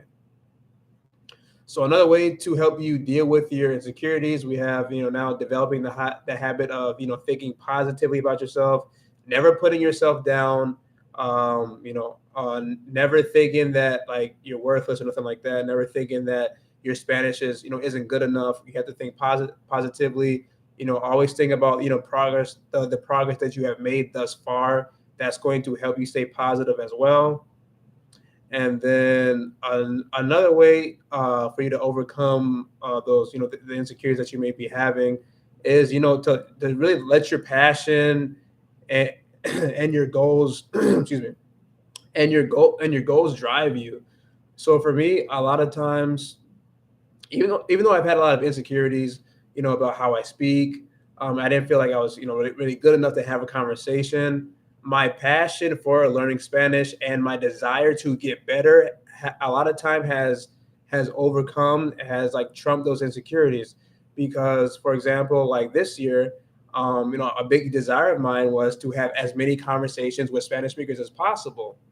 So I was at the gym one time and I heard the Spanish speakers speaking Spanish, and I didn't know what country they were from. So I was very interested, and I was like, well, I should talk to them because they're probably from a country I haven't they're probably from a country where I haven't met anybody from, and I could probably learn a lot. So it actually took me about like 5 minutes. I was thinking about, I'm like, oh, because I was thinking about whether I should do it or not, because I knew if I was going to have a conversation with them, I knew right off the bat I was not going to be able to understand them at all, because I couldn't, just from like what they were saying already. So my passion for, wanting to learn Spanish, wanting to increase my vocabulary, wanting to increase my listening skills, helped me get over that insecurity of, I'm not going to be able to understand, and negative thoughts about, oh, I suck, because I can't understand them. So I kind of like, so all those really insecure thoughts, I kind of put them aside for a second, not for a second, but I put them aside. I stopped thinking about it, and then I went up to these guys, and it turns out, they're from Cuba. So it was the first time that I ever met someone from Cuba before, and since then, it's been about probably 3 months. I've had a really good friendship with this group of Cuban guys, and that would have never happened if I did not overcome those insecurities that I had. So that's why I really want to talk about this, this topic, because those insecurities can really prevent you from having a lot of opportunities like this. From this particular group that I've met at the gym, um, from this particular group I met at the gym, this group of Cuban guys, I think they're a group of, when I first met them, like, let's see, like four of them, right? But for the past 3 months, just through them, I've met probably over ten Cubanos. So I met over like 10 Cubans total, just because I decided to talk with this group of Cuban guys, even though I knew I wasn't going to understand them. And yes, that was true, because I probably understood maybe like literally 10%. That's this year, 3 months ago. I probably understood maybe 10% of what they were saying to me when I first started to talk to them. Now it's getting better. Now it's maybe like 30% comprehension. So I'm slowly getting there. But at first, I knew I wasn't going to understand them, but I still just, push all those negative thoughts away. And now I have like a really big group of friends, and I'm even meeting even more people now as well. I'm meeting more Cubans. So now, like, I have no issue now. I have now I have a whole bunch of Cuban friends that I can actually practice, and I can actually learn. So there's no reason to have that insecurity. Oh, I can't understand them. Well, that's because I never studied anything about Cuba before. I don't know anybody from there. Now I know a whole bunch of them, and now I can start to practice. I can, right now, I'm texting them, or, calling them, seeing them, at the discoteca, seeing them at the gym, and now I can, practice. But I would have never had this amazing opportunity. Oh yeah, and inviting me places as well. I would have never had this opportunity if I just shut down. I let my insecurities take over, and not actually follow my passion, and not follow my my desire, because that was a big goal of mine, was to speak with as many Spanish speakers as possible. So getting over that fear of not being able to speak perfectly, and not being able to comprehend them. Because for me, I don't like it. It makes me very uncomfortable, because I feel like I'm an advanced learner. I'm fluent in Spanish. But with my Cuban friends, I understand. Like I said, I probably understand only like 30% of what they say to me sometimes. It depends. If they're speaking, like, if I'm not part of the group and it's just like them speaking, like in the friend group, and it's all Cubanos, I probably understand maybe like 30%. But now I can probably understand if it's just like me and them talking like one on one, because they speak a little bit slower now, probably like 60%. So it's getting better.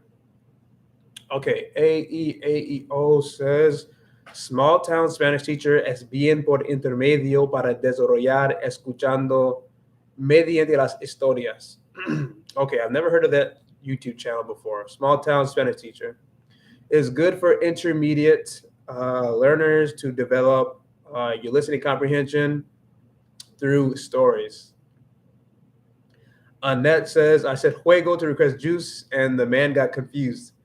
And after several repetitions, he called a lady to translate. I repeated, I want juego. Hey, está bien. Se pasa, se pasa. Nos pasa a todos, de verdad. For all those who are coming in, muchas gracias por venir. Thanks for coming to the live stream. Make sure that you like it, and participate in the chats here. And if you aren't subscribed to the channel, make sure that you do that as well, and share it with your friends.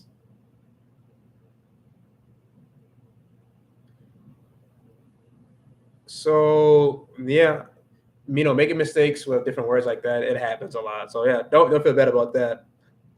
Fuego. I always mispronounce words, probably at least every single day. So that's something that I've been like struggling with. Oh yeah, I don't know if I said this already, but déjame tomar agua por un momento, por favor.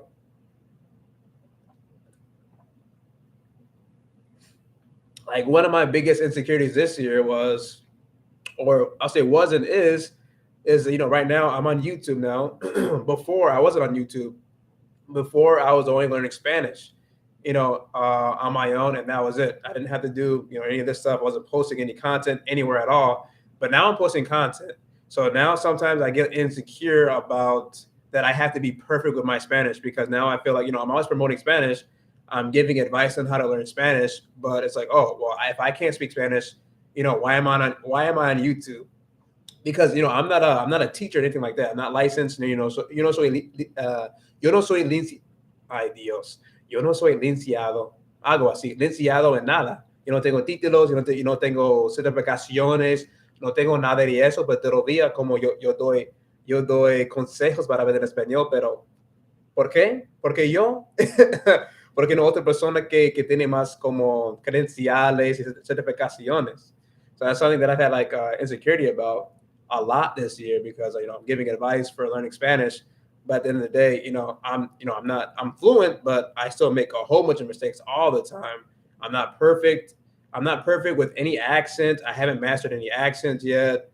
I still make a lot of mistakes. I don't understand I don't understand every single Spanish speaker that I talk to. I was telling the story earlier, like even like last night I had a lot of struggle. I had a struggle with trying to comprehend a Spanish speaker, because I went to a discoteca and I met a woman. Well, I met woman from Venezuela and one woman from Mexico, and it was hard for me to understand them.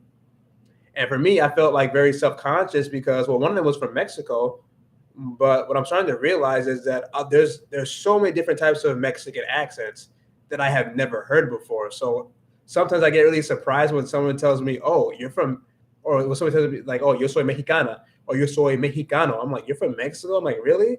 Because because of their accent, I think they're from like a different country, or I don't even know like where to even start to guess. I forgot where I was going with this.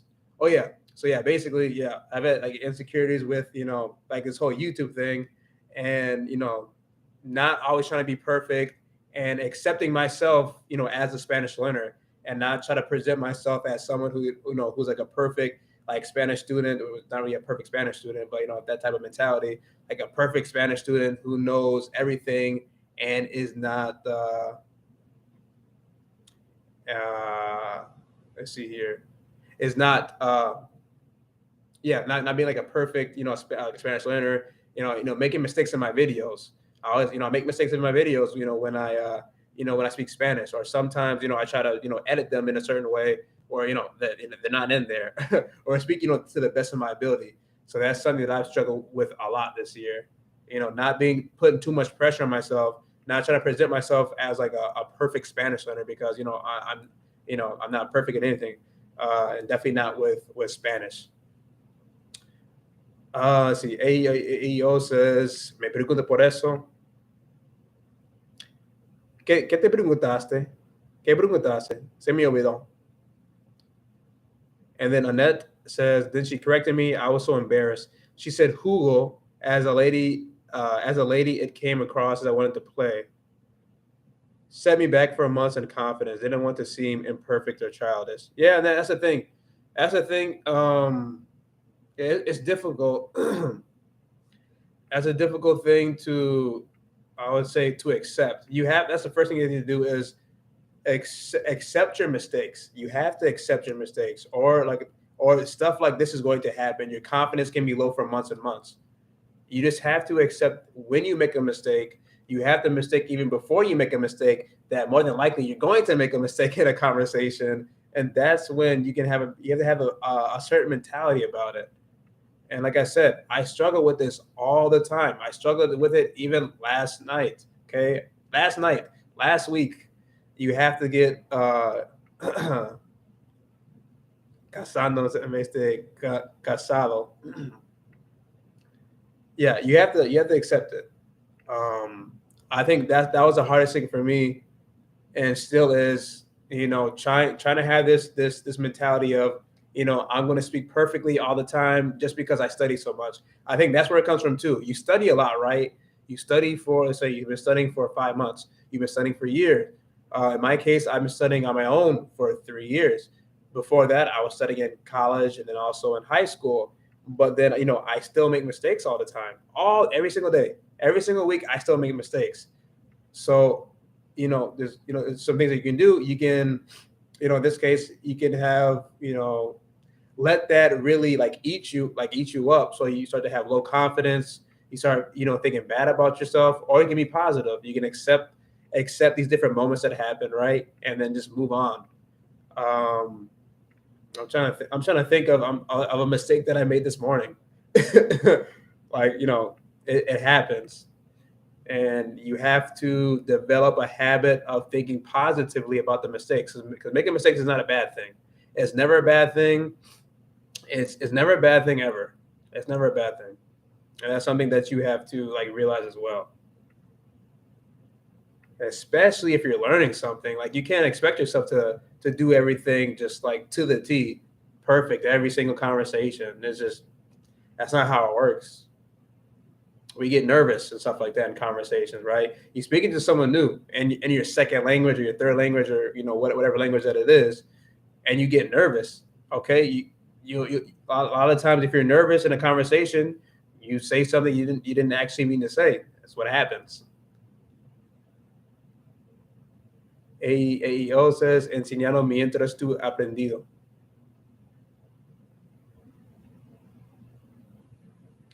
Ayer dije cansado en vez de cansando. Cansando.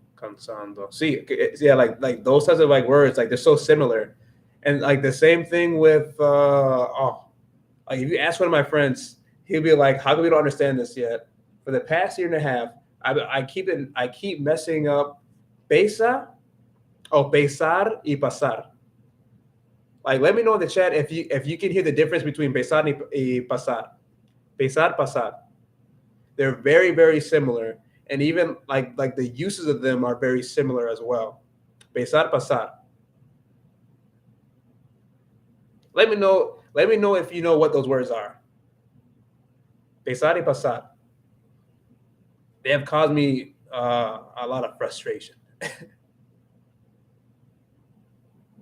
No. The words that I'm saying right now, 2 words that I'm saying right now that have caused me a lot of difficulties to understand are pesar y pasar. 2 verbs. Let me know in the chat if you understand what I'm saying. What are these 2 verbs that I'm talking about? Pasar y pesar. If you do know them, make sure that you write them in the chat.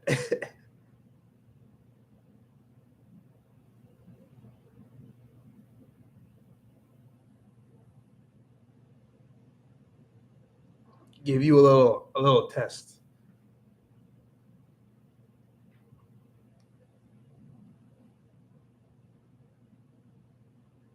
I also have a very embarrassing story to share as well. Besar, pasar. What are these 2 verbs that I'm saying?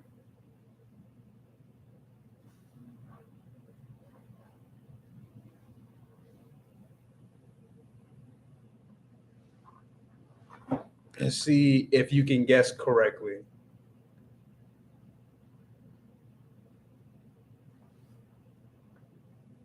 Vosas, no sabes. All right, let me put it here. The verbs that I'm saying, are pesar, pasar. Pasar. I keep telling my friend, I was like, these two words are really similar, like very, very similar. That's why I keep messing them up all the time.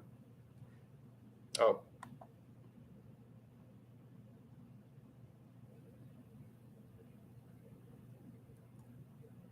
These two verbs here, pesar, pasar. Very, very similar, but slightly different meanings.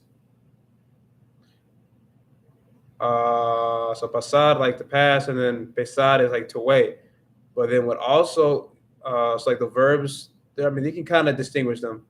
But then what gets me like really confused is with peso, peso and pesa, peso and pesa.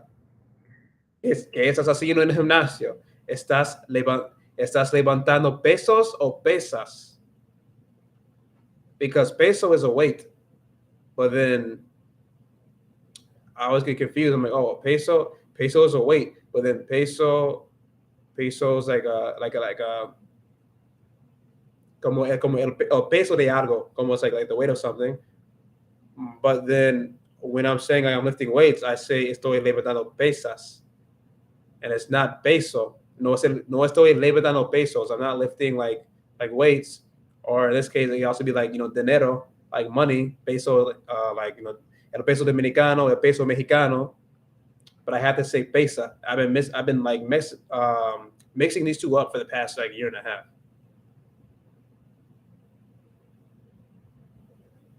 Very confusing for me.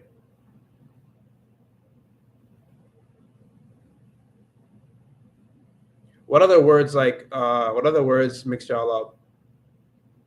Those are my two, or like four, I guess. Pesar, pasar, y peso y pesa.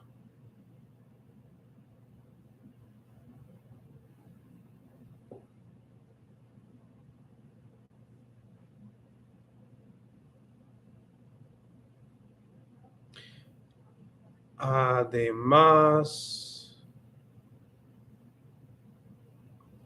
AAO says, tu último video, tú equivocaste, me equivoqué, pero la mujer te corrigió. Yeah. So yeah, in those like my video, my Spanish podcast, those are actual like lessons. So I've turned them to podcasts, but they're also lessons that I pay for on ITALKI. So like in those lessons, like you always hear like in our conversations that I have with my tutor, you can hear always correcting me all the time. And it's kind of hard to put those videos up because I make a lot of mistakes. Yeah, but yeah, she's great. Did I put her? So I don't think I put her name in the description of this video. But if you go to those other videos that I have where I do my iTalki videos, you can find her name on there. Her name, and so you can go to her page, her iTalki page, if you want to learn more about her and things like that. But yeah, she corrects me all the time. I make a lot of pronunciation mistakes, but that's what it's all about. I'm in the process of trying to accept all my mistakes and making sure that I don't do them again. So I try to write down my mistakes and then study them and then make sure that I don't do it again. Además, también yo voy a terminar esta live stream muy pronto, 15 como 5 minutos más o menos. I'll be closing off this live stream in about 5 minutes or 10 minutes or so. Porque me tengo que ir because I have to go soon. So just a little heads up, un aviso. Yeah, the ending there. And for those who are watching, make sure that you subscribe to the channel, like my videos, and also let me know in the comment section, also like at the community tab as well. What type of videos that you like, what type of videos that you don't like. If the videos are helpful, if the videos are not helpful, I like to get as much feedback as possible, so I can make good videos for y'all and videos that are helpful for you and that tackle a lot of issues. Like in this case of this live stream, I want to tackle the issue of having insecurities as a language learner. So make sure that that you comment so I can know. I love to read all your comments as well. They're very motivating for me as well. So I can, continue to move forward. I love reading them a lot. I love to hear all of your stories as well. They're also very inspiring for me. I like to listen to the journeys of other language learners. So that has been something like I'll say very impactful for me, like in my life personally, being in contact with other language learners, hearing your stories, and connecting more with you. So I definitely love this community, the Spanish Movers community that I'm building. I hope it gets bigger. Hope we can connect more, at a personal level, through these live streams, and then also on social media, because I'm on TikTok. I don't use TikTok too much. It's a lot of work. On TikTok, Instagram, I try to post there a lot for like practicing my Spanish and things like that. And Instagram, then also Twitter. I'm fairly active on Twitter. So like to just kind of talk about my thoughts as a Spanish learner on there as well. So you can follow me on Twitter as well if you'd like to use that, and those other social media outlets as well. Other than that, yeah, make sure that you use these chats, like in the live streams. Make sure that you use the comment sections and the videos as well. So you can talk about a little bit about your journey, if the video and if the video was helpful or not. Because if it's not helpful, then I want to make sure that the videos are helpful. So yo quiero hacer como lo mejor. Yo quiero yo quiero desarrollar mis videos mejor, o más y más, como lo mejor que puedo. Yo quiero desarrollar videos excelentes y videos llena de detalles. Entonces, déjame saber en los comentarios. Let me know in those comment sections how y'all are feeling about it. But I definitely love making content. Me encanta crear contenido para ustedes. I love making content for y'all. I hope it's helping out a lot. Helping with you, on your Spanish learning journey. This is what it's all about. Como esto es la razón que yo creé este canal. That's why I made this channel, so I can help as many people as possible and help you not have to go through the same things that I went through, like the same type of stress and things like that, like the stress that I've experienced, with Spanish. Like in this case, I'm talking about insecurities as a language learner. I don't want y'all feeling like super insecure, and and that can prevent you from having a conversation with a Spanish speaker. That can prevent you from reaching out to a Spanish speaker on Hello Talk and starting a language exchange with someone. These insecurities, they can stop you from talking to Spanish speakers in a Spanish-speaking country. That's what happened to me. I went to, I'll say not too much in Mexico, because I was just kind of just enjoying it, more like a vacation. It wasn't more like a learning experience. But I went to the Dominican Republic. I missed out on a lot of opportunities because I had too much fear that I was that the Dominicans, they weren't going to be able to understand me, and had too much fear that I was going to be able to communicate with them, because I didn't have their slang. It was my first time talking with Dominicans for the first time. So that's what I mean, right there. I missed a lot of opportunities in the Dominican Republic, with having conversation with them, because I just, I had too much fear and I had too much insecurities about myself. I didn't think that all the Spanish that I learned, in previous years helped me at all. And because of that, there's many times where I avoided conversations. I avoided talking to, a decent amount of people because of this fear. I don't want that to happen to you. If you're in a new country, if you're in a Spanish-speaking country, like the main thing that you should be doing, is having conversations with people, right? You're not going to be able to have that experience. I mean, to a certain extent, the same exact experience, being in a Spanish-speaking country, versus, let's say if you're in an English-speaking country, the experience is just different. So I definitely want to make sure that that you don't have to go through that. But that is my little spiel on insecurities and language learning. It's quite a big topic. There's still, no more to talk about, but that's kind of my thoughts on it right now. I'll probably talk a little bit more about it probably in a future video, hopefully. Vamos a ver. Pero yo quiero agradecerte. Estoy muy agradecido por estar a persona aquí, para tener exposición, para hablar con ustedes. Thank you all for supporting the channel. Thank you for watching my videos. I appreciate it so much. I love being able to connect with all y'all through live streams and also through the comment section. So thank you very much again. Muchas gracias por ver este live stream number 6 of the Spanish Nerd live stream. And I will see y'all in the future. Entonces, nos vemos y que tengas una buena noche. Have a good night, have a good morning, have a good evening, depending on where you live, dependiendo de donde vives. Entonces, nos vemos luego. Hasta luego. Nos vemos muy pronto. Y te veo luego. Que se vaya bien. Adiós.